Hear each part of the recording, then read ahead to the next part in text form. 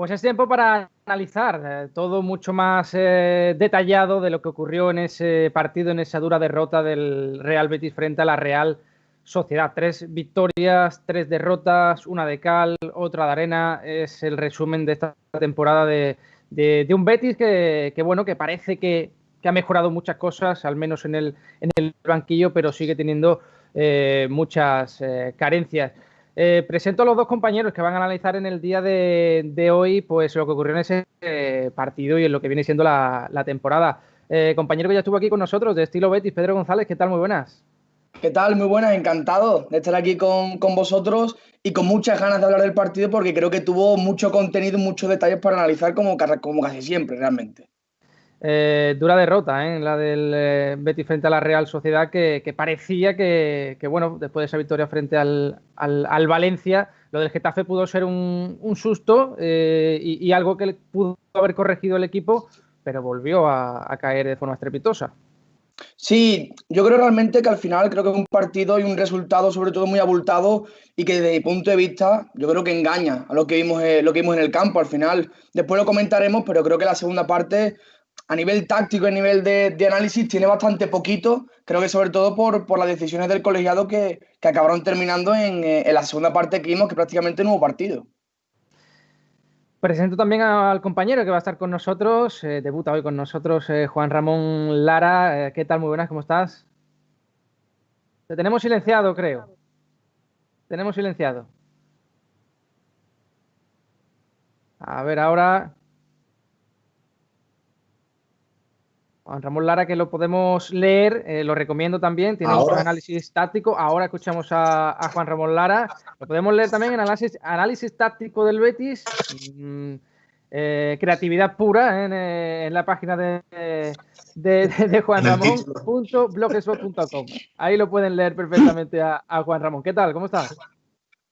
Buenas noches, ahora sí se me oye, ¿no? Ahora perfecto. Encantado de debutar aquí. Bueno, pues cuéntanos un poquito tus detalles de este Betis que parecía que podía ser distinto a las temporadas anteriores, que puede ser también distinto y estamos viendo cosas bastante diferentes y en clara mejoría, pero bueno, que sigue teniendo esos puntos en los cuales te da una de cal y otra de arena. Sí, bueno, tengo que contar una cosa divertida que es que esta mañana, porque yo a Pedro lo conozco de hace un par de semanas o tres, porque bueno, tenemos evidentemente intereses comunes y hacemos cosas más o menos parecidas y entonces hemos coincidido en Twitter alguna vez. Y esta mañana, anecdóticamente, hemos publicado los dos a la vez, yo por escrito y él en vídeo, y nos hemos sorprendido porque prácticamente habíamos dicho las mismas cosas de este partido. No sé si porque nos hemos leído antes o por lo que sea, o porque realmente yo creo que las conclusiones del partido están claras.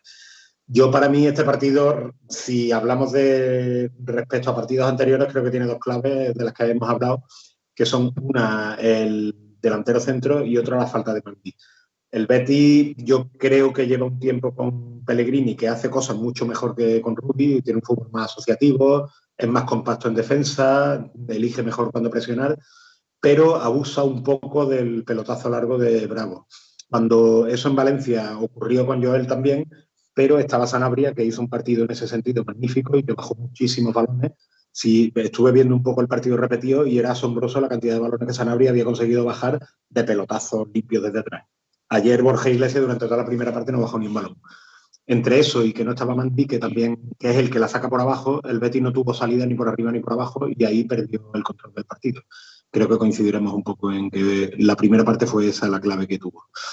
Ahí está siendo mucha la decepción de Borja Iglesias, como comentas, porque evidentemente no solo por lo que se esperaba y por cómo vino y por lo que desembolsó el Betis, sino bueno, que es que no, su rendimiento, más allá de eso, está siendo bastante flojo, ya no en comparación de lo que costó, sino en general es un jugador que no ha aportado desde que vino prácticamente nada.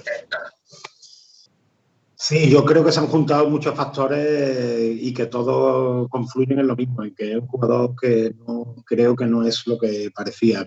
Primero, se pagó una cantidad desorbitada por un jugador que, bueno, que tiene sus virtudes y que de hecho yo recuerdo un partido muy bueno que jugó, aquel partido de Copa entre semana nocturno Betis Español, que la verdad es que dejó muy buen sello, pero es un jugador que si uno se mira, por ejemplo, los vídeos de sus goles del año, su año milagro en el Español, en realidad muchos goles son de penalti, otros son de jugadas de rebote y tal.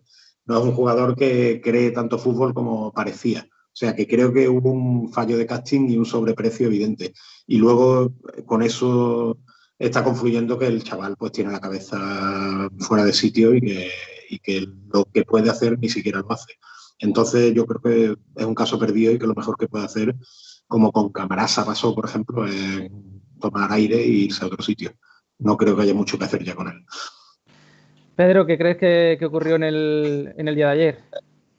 Sí, yo en la misma línea de Juan Ramón. Creo que la primera parte está, yo creo que realmente igualada. Creo que la Real es ligeramente superior, sobre todo porque consiguió salir desde atrás muchas veces, sobre todo con el pase Remiro-Monreal, y ahí el Betis sí que se desajustaba y a veces la Real conseguía salir y luego presionando consiguió que el Betis no saliera, pero sobre todo yo creo que por las bajas del Betis, sin Mandy, sin Emerson y con un Borja Iglesias que es que estuvo prácticamente nefasto, llegó tarde a prácticamente todos los duelos, falló pases en apoyo, corrió al espacio y no llegaba, creo que no hizo prácticamente nada bien.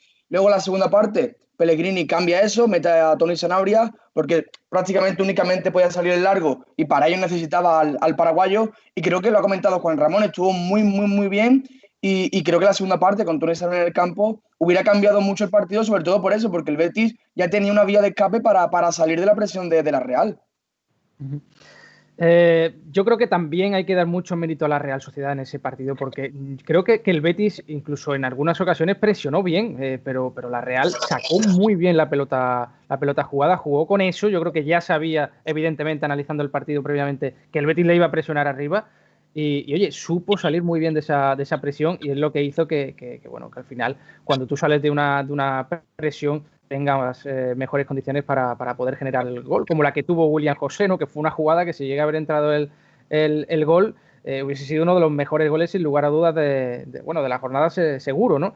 Pedro, no sé qué te parece también la línea de defensa, porque el Betis sigue sufriendo con ese lateral izquierdo. Vamos a ver si Miranda al final es el jugador titular y si aporta más que Alex Moreno. No sé qué te parecieron esos primeros minutos y la falta del lateral derecho, que también se notó, ¿no? La figura de Emerson. Sí, yo creo que evidentemente ayer el partido de Juan Miranda es un contexto que a priori engaña, es un partido que quedan prácticamente 15 minutos para terminar, jugadores muy cansados, y aún así estoy con los compañeros que antes lo han comentado en que tuvo buenos minutos. Si además lo comparamos con Alex Moreno, que yo creo que viene siendo uno de los puntos débiles de este Betis, porque le está faltando prácticamente todo, le está faltando agresividad en defensa, le está faltando ser un poquito más intenso. Yo creo que a nivel de fundamentos defensivos también va un poquito corto, pero es que después arriba, quitando la característica que tiene de correr mucho, está eligiendo mal, está ejecutando mal, y creo que el Betis ahí tenía un punto débil muy grande. Y creo que Juan Miranda, personalmente, creo que lo va a mejorar, veremos en las próximas jornadas. En el lateral derecho, yo sinceramente creo que en líneas generales la afición del Betis tiene un poco infravalorado a Emerson Royal. Yo creo que realmente es uno de los futbolistas más importantes de este Betis. Sobre todo porque ayer, sin Montoya, una baja que se notó mucho más, pero es que el brasileño, en salida de balón y en ataque posicional, me parece un jugador fundamental para este Betis, porque en derecha se junta con Fekir, con Joaquín, con Canales, y creo que eso al Betis en ataque posicional le da muchísimo más nivel. De hecho, cuando no ha estado Emerson, hemos visto un Betis, yo diría que un poquito más anárquico, un poquito más individual, sin juntar muchos pases, un poquito más de jugada individual y tirando más de jugadas aisladas que de juego colectivo. Esa fue mi impresión. ¿Qué opinas, Juan Ramón? Y comentar también el tema de los centrales. Tú lo has comentado antes, que la ausencia de Mandy quizás también fue importante. Bartra sale reflejado en muchos goles del Betis últimamente, y la figura de Sidney, que yo creo, en mi opinión, que ralentiza muchísimo el juego del equipo, porque es un jugador que es mucho más tranquilo y tiene que darle varios toques a la pelota antes de dar el pase. Lo vimos en el gol de la Real, el primer gol, creo que fue. La carrerita de Sidney, que ni siquiera le veo un cambio de ritmo para intentar ir a esa pelota cuando ya sabes que va el jugador solo por la banda izquierda. Yo creo que esas facetas son las que siguen lastrando de pasadas campañas. Juan Ramón. Pues Sidney es un jugador que tiene unas características muy definidas y que yo creo que para la manera de jugar del Betis de este año, que es con la defensa muy adelantada, es un buen activo. porque es un hombre que es alto, es lento de movimientos cortos, es verdad, pero en carrera larga se la lleva siempre porque cuando coge metros tiene velocidad y luego, aunque parezca lento, es verdad, no diría yo que da tantos toques porque técnicamente es bueno. Bartra sí es un jugador que, aunque venga de Barcelona y del fútbol guardiolesco, tiene problemas con balón y abusa del pelotazo también. Entonces, claro, la baja de Mandy ahí se notó mucho. Y en cuanto a Emerson, es verdad, yo incluso incidiría más aún en un aspecto de Emerson que me recuerda a Dani Alves y a Gordillo. Bueno, estoy poniendo ejemplos viejos y muy ilustres, pero es verdad que tiene un empuje físico que revienta a cualquiera que lo pilla. Emerson está constantemente presente en el frente de ataque y detrás. Y yo me imagino que si ayer Oyarzábal hubiera tenido que correr detrás de Emerson, no hubiera estado tan fresco para jugar. Entonces es cierto que la baja de Emerson probablemente no esté valorada por los béticos y que hace mucho más daño al equipo de lo que parece. Más todavía si no tienes al suplente natural, que yo creo que es un caso de mala fortuna. Y me interesa también decir que es verdad que la Real es un equipo que lleva jugando de una manera muy particular y muy diferente, por cierto, del resto de los equipos vascos y navarros, porque si uno mira el modelo de juego de los Osasuna, del Eibar, del Atleti de Bilbao, es completamente opuesto al de la Real. La Real lleva muchísimo tiempo haciendo muy bien con todos los entrenadores, desde hace, yo diría, 10, 15 años, un juego combinativo muy bien hecho, a dos toques, con gente que se mueve muy bien por dentro. Ahora son Guevara, Miquel Merino y Silva, pero antes era Zurtuza, era Illarramendi, que está lesionado. Siempre han tenido un juego interior de mucha calidad y eso se paga cuando la presión no se hace en el momento adecuado. Y es verdad que el Betis de Pellegrini, cuando tiene problemas para instalarse en campo contrario y hacer una presión inmediata después de la pérdida, y tiene que presionar a campo abierto contra un equipo que se abre y se coloca tan bien como se colocó la Real Sociedad ayer, tiene problemas. Ya pasó problemas el Betis contra el Real Madrid, me acuerdo, que también intentó la presión alta y que el Madrid, lógicamente, tiene mucha calidad y en muchas ocasiones salió de la presión alta y entonces te encuentras con ataques como el del primer gol de ayer, que son jugadas en las que el equipo intenta ir arriba, como bien decís, Joaquín muchas veces saltaba por Lenormand y quedaba libre el lateral izquierdo de la Real, Monreal, saltaba Aitor Ruibala por Monreal y entonces dejaba detrás un espacio. Ese tipo de mecanismos de presión, el Betis, cuando no tiene el control del partido, le cuesta encontrar el momento justo para presionar y con equipos que tocan muy bien la pelota y se colocan muy bien, como la Real ayer, pues se pasan problemas. La Real hizo una especie de rondo grandísimo en el que la gente de atrás tocaba la pelota muy bien, siempre en superioridad numérica, y al final, a pesar de que Fekir y Borja Iglesias se sacrificaron todo lo que pudieron, pero al final le encontraron los espacios por dentro y pasaron problemas. Y lo que está claro, Pedro, para ir acabando con este tema futbolístico en cuanto al partido de ayer, que si Fekir y Canales no funcionan, pues el equipo es difícil que gane, ¿no? Y sale muy cuestionado Fekir del partido, que quizás, pues no sé si le falta también un poquito más de actitud, no sé si se encuentra del todo bien en estado de forma, pero lo que está claro es que no fue un gran partido y ya Juan Ramón me lo dice con la cabeza. Y Canales, pues también es cierto que venía de partidos con la selección y quizás eso también se notó, ¿no? Sí, yo creo que en partidos del estilo de ayer, de mucho golpeo largo, en el que Borja Iglesias, sobre todo la primera parte, no puede bajarla, ahí a Nabil Fekir creo que tampoco le podemos pedir mucho. Creo que Nabil es un jugador que disfruta mucho en ataque posicional y que ahí es donde marca diferencias. Y si al Betis le cuesta instalarse en campo contrario, como ha comentado Juan Ramón, creo que ahí Nabil era uno de los jugadores que más sufre y que más necesita ese contexto de tener mucho tiempo la pelota para terminar apareciendo. Recuerdo también el mismo partido en Vitoria, frente al Alavés, que el Betis también juega mucho largo y Nabil Fekir también hace dentro de lo que cabe lo poquito que puede. Conducir a campo abierto, Nabil, creo que es un futbolista bueno, pero tampoco es su especialidad y creo que ahí el francés en esos contextos de partido sí que tiende a desaparecer un poquito más durante los 90 minutos. Claro, exactamente. Hombre, Fekir tiene tanta calidad. Yo recuerdo la primera vez que vi yo a Fekir hacer cosas que fue contra el Manchester City, que metió un golazo tremendo en contragolpe, pero es verdad que Fekir es un jugador que no está hecho para no tener la pelota. Su hábitat natural es con balón. Entonces, ayer yo creo que los dos jugadores que hacían posición de interior, digamos, en el ataque bético, por delante de Guido en esas zonas intermedias, que eran Canales y Fekir, sufrieron mucho porque vieron volar la pelota por encima de su cabeza muchas veces. Yo además, por eso decía que no, y estoy de acuerdo con Pedro, porque yo he sido muy crítico con Fekir el año pasado, porque yo creo que es un jugador, igual que Carballo, son jugadores más bonitos que buenos, son jugadores que tienen defectos que no se ven tan a primera vista, pero que tienen sus defectos. Y Fekir tenía un defecto el año pasado bastante grave, que es que no era fiable defensivamente. Y me explico. No es que no corriera, porque el hombre le ponía voluntad, pero corría como un pollo sin cabeza y no era un jugador del que sus compañeros pudieran confiar en que cerraba a tal jugador, descontrolaba al equipo defensivamente. Y yo creo que Fekir me da la sensación, sin estar en su cabeza y en la de Pellegrini, de que han tenido charlas y está muy disciplinado en defensa. Y yo creo que a Fekir hay que respetarle, siendo una especie de estrella mundial, que está siendo muy disciplinado en defensa y que ayer hizo lo que pudo. O sea, no creo que sea en absoluto falta de actitud por su parte, sino una manera de jugar al fútbol ayer del Betis que le perjudicó y que creo que no es culpa suya lo que le ocurrió.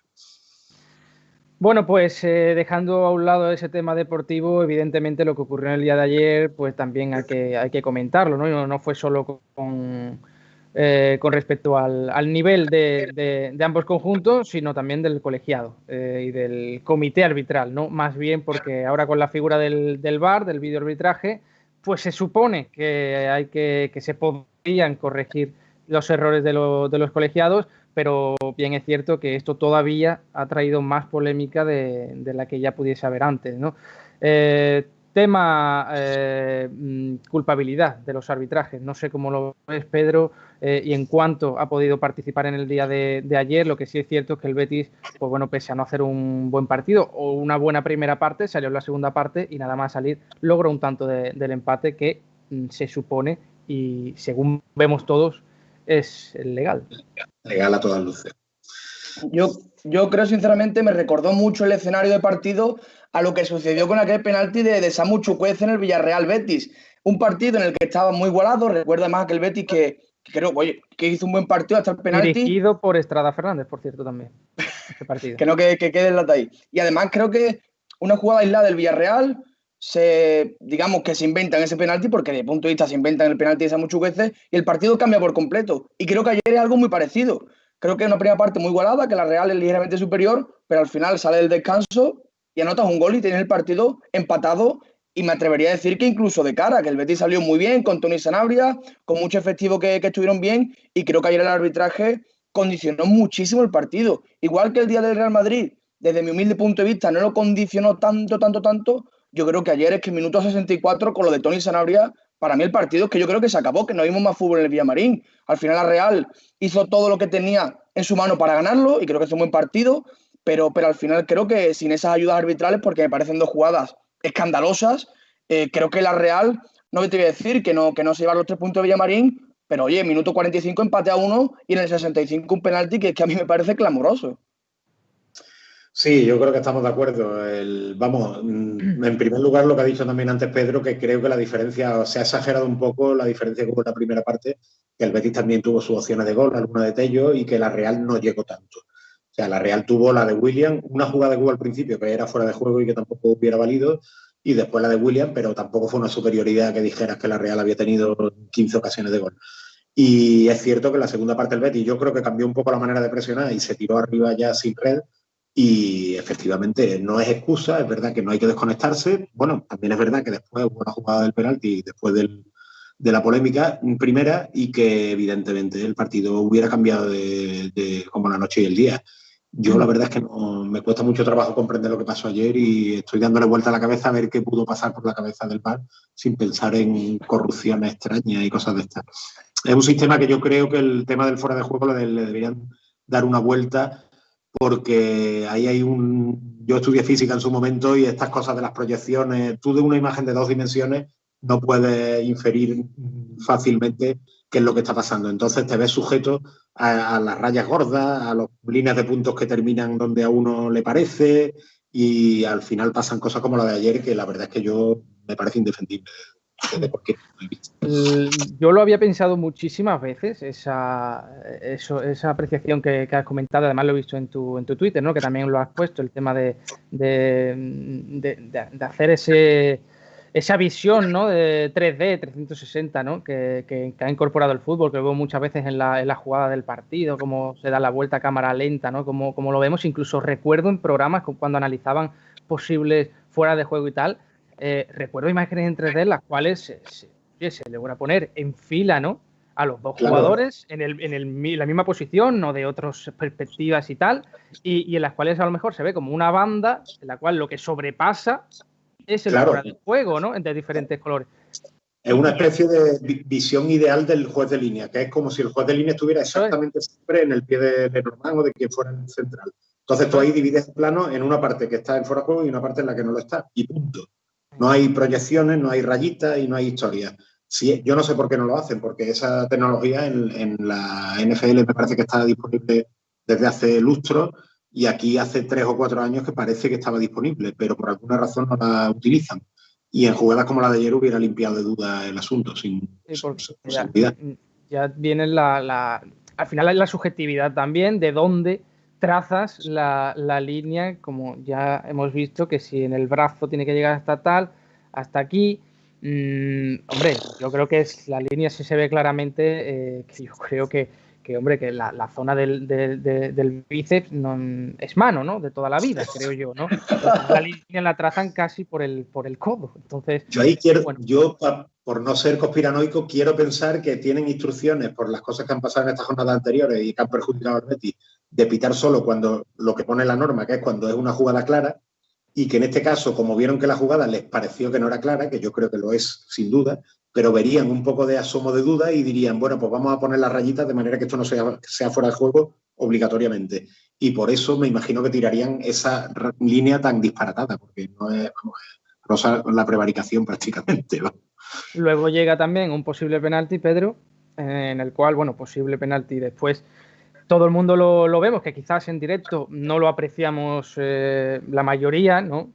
Pero luego lo vemos repetido, que para eso se supone que está el VAR, para esa jugada en las cuales hay dudas y se ve algo clamoroso, ¿no? Yo soy también fiel de los que dicen que, bueno, que si la acción sigue siendo duda, aun cuando tú lo tienes que ver y hay mucho debate, pues no hay que entrar. La decisión del colegiado es la que manda, la primera decisión. Para eso se suponía que entró el VAR. Pero es una jugada, creo, clamorosa, ¿no?, la cual le arrancan la camiseta de golpe, físicamente lo estás viendo luego, que ha ocurrido, y en la cual pita luego una acción después de ir a verla, que yo creo que nadie veía y que nadie se pensaba, y que incluso los jugadores del propio equipo se quedaron flipando. Sí, la cara de Robin Lenormand después de lo que señaló el colegiado era asombrosa. Como anécdota, estaba viendo yo el partido y se me cortó justamente la televisión en el momento del penalti. Y cuando volví a la televisión me encontré con Sanabria con la camiseta rota en dos y yendo a protestar. Yo creo, sinceramente, cuando vi la repetición, que me pareció brutal. Creo que, explicando un poquito más la acción detalladamente, están ambos forcejeando, están ambos agarrándose, el fútbol de toda la vida, que es evidente, y una vez que Sanabria se separa de la marca para hacer una especie de chilena, que, hombre, tampoco tiene por qué ser gol, pero al final acaba rematando, Lenormand, que le parte la camiseta. Es que Sanabria se separa de él para buscar el remate, Lenormand no le sigue, se queda clavado y opta por agarrarle. ¿Por qué no lo pitó el colegiado? Imposible, compañero, imposible, porque es que es muy complicado. Un agarrón más claro que ese, y además si luego te pita el de Bartra y Isaac, que además van los dos en carrera, que Bartra le pone el brazo, que se tira, que ni protesta, y lo ve tan claro.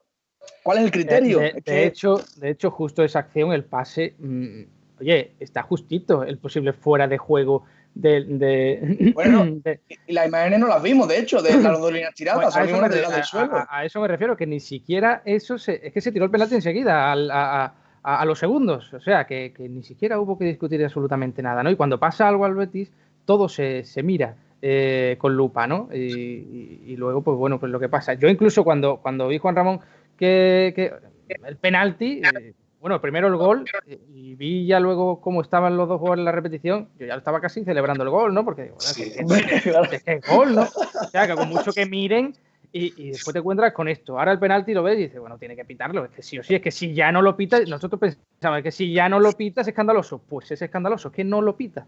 Y yo recuerdo que te quedas, que no vas a poder celebrar nada, ni vamos. Yo en la jugada del gol estaba mirando a ver si el Canales podía haber hecho falta a Silva, que era lo único que me parecía. Sí, y cuando vi que dijeron que no, digo, pues ya está, gol. No tenía duda. Yo ya digo, la única cosa que se me ocurre es pensar eso, que en todas las jugadas respetaron el criterio del árbitro y que eso, quiero pensar, digo, para no pensar mal, sea una especie de directriz que hayan dado, vaya por Dios, justamente después del Real Madrid-Betis, Betis-Real Madrid, en el que se dedicaron a rearbitrar una enorme cantidad de jugadas en las que el árbitro no había visto nada y que un soplido de Emerson eran jugadas dudosas y, sin embargo, allí sí intervino el VAR activamente. Y aquí parece que el VAR decidió retraerse y que en la jugada de Sanabria, bueno, claramente el árbitro dice, vamos a ver, o pito penalti o pito falta de Sanabria, porque no hay ninguna cosa intermedia. O sea, si he dejado pasar el agarrón mutuo, que era mutuo, tengo que pitar el penalti. Entonces digo que el agarrón es de Sanabria y así salgo del paso. No había otra defensa.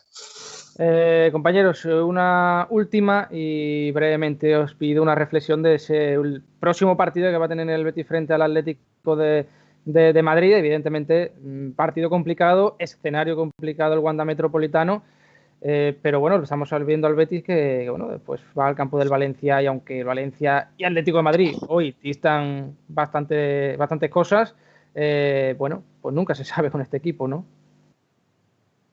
Pedro. Sí, yo creo que va a ser un partido muy complicado. Wanda Metropolitano, Atlético de Madrid, Luis Suárez y compañía siempre es complicado.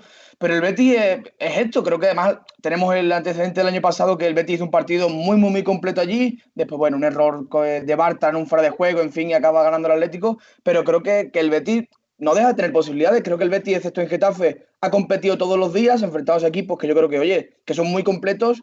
Y yo me voy a intentar mantener positivo, porque luego viene el Elche en casa y después hay que ir al Camp Nou. Y creo que es un calendario un poquito delicado y que hay que ir partido a partido para poder ir sumando. Sí, yo creo que si se tiene paciencia y se mantiene la cabeza fría, con el Atlético lo que hay que hacer es no cometer errores, básicamente, porque es lo que te van a castigar. Intentar, aunque parezca incompatible con lo anterior, tener la pelota el mayor tiempo posible y que no te sometan demasiado, y dejar pasar el partido con la paciencia debida y con mucha concentración. El Atlético básicamente, vamos, es un pedazo de equipo, por supuesto, pero básicamente es un equipo que te deja jugar poco y que al error que tengas te lo va a intentar castigar. Entonces, si se deja pasar el tiempo, se enfría el partido, como pasó en años anteriores. El Betis siempre ha tenido partidos muy apretados con el Atlético últimamente, mucho 1-0, pero alguno ha caído a favor. Y es cuestión de esperar que el error lo cometan ellos y no volverse loco. La paciencia yo creo que es importante en ese partido. Bueno, compañeros, Juan Ramón Lara, un placer que hayas estado aquí con nosotros por primera vez. Ojalá te tengamos más veces y bueno, pues te podemos seguir leyendo. ¿Dónde era ese lugar tan creativo? Bueno, el título, sí, es que yo soy un poco cuadriculado. Análisis táctico del Betis. Lo que no hay nada que... Ahí pueden leer al compañero también todos sus análisis después de todos los partidos. Un placer, Juan Ramón. Un placer para mí también. Y un placer saludarte. Lo leemos también en Onda Bética, como no en esta casa, lo escuchamos también en Estilo Betis de los miércoles y que ya tuvimos aquí. Esperamos tener más veces. Pedro, un abrazo. Igualmente, a ver si estoy aquí unas poquitas más veces hablando de nuestro Betis y un placer haber charlado con ustedes. Un abrazo a los dos y nosotros nos vamos ya rápidamente a las conclusiones finales y a ver qué piensa toda la gente de todo lo que ocurrió ayer. Nos vamos a grabar Onda Bética.